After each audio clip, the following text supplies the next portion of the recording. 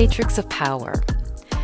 As I'm doing my research on decolonizing the curriculum, I came across the concept of the colonial matrix of power as theorized by Mignolo.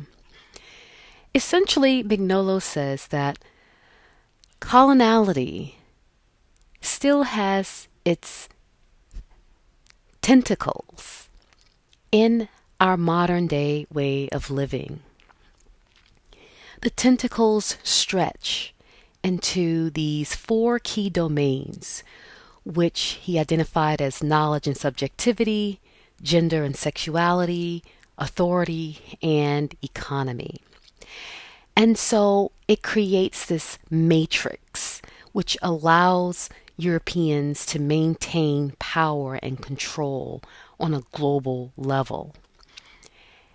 And undergirding this matrix is racism and patriarchy. And so with the European using the body as a way of classifying and codifying, then it starts out with a system of racism, because the European has created this false notion that being white is superior. And so founded on racism comes the anatomical aspects of the body, whether it's male or female. And so the European regards the male as the primary top echelons of the system of hierarchy. Given that, at the top of the ladder would be the white European male. And based on this system, everything else would fall underneath. So within the system of racism and patriarchy, the European male can now control one's thinking by way of controlling knowledge, controlling subjectivity, and that means how you make meaning, controlling gender by creating gender roles, gender specifications, controlling sexuality by crafting what human sexuality should look like. They use films and books to keep one trapped in the world of the body, but there's more to life than just being your body. You're also a spirit. So sexuality does not tap into that aspect.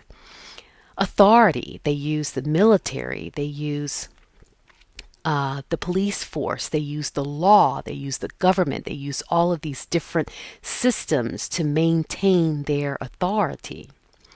And then the economy, they have these different systems set up where they maintain control over the world's natural resources and over the world's wealth. So this colonial matrix of power is actually informed by what Aimé Césaire defined as colonialist discourse.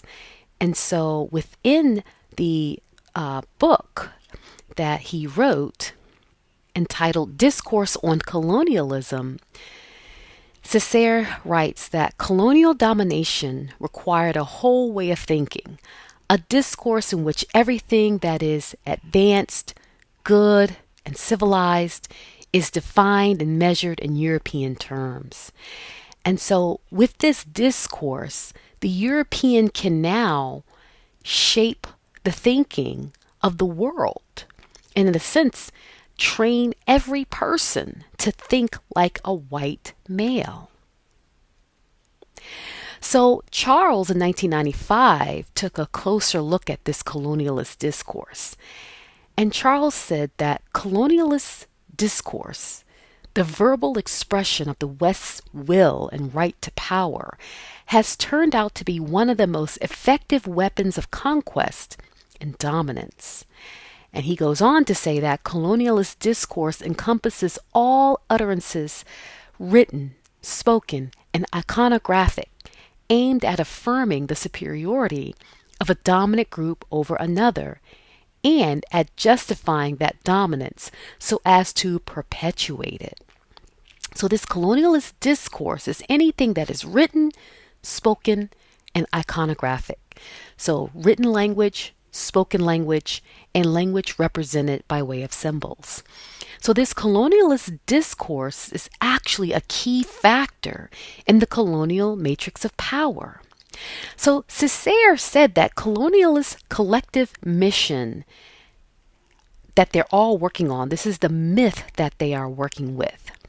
And so the myth of evangelization, going out and evangelizing to the world that this is what civilization should be. Philanthropic enterprise. We know that the colonizer is not philanthropic. The colonizer is not on an enterprise of good. Also, a part of the myth is an attempt to extend the rule of law. We know that the colonizer is using his way of defining what democracy is, defining what justice is, defining what order is. But all of those aspects are without morality. And so we have justice without morality. We have law without morality. We have order without morality, which creates the unjust systems under the westernized world, under the guise of attempting to extend the rule of law. Another myth is a project undertaken for the greater glory of God. We know that there is no God in Christendom, and the European is using Christendom as a way to control.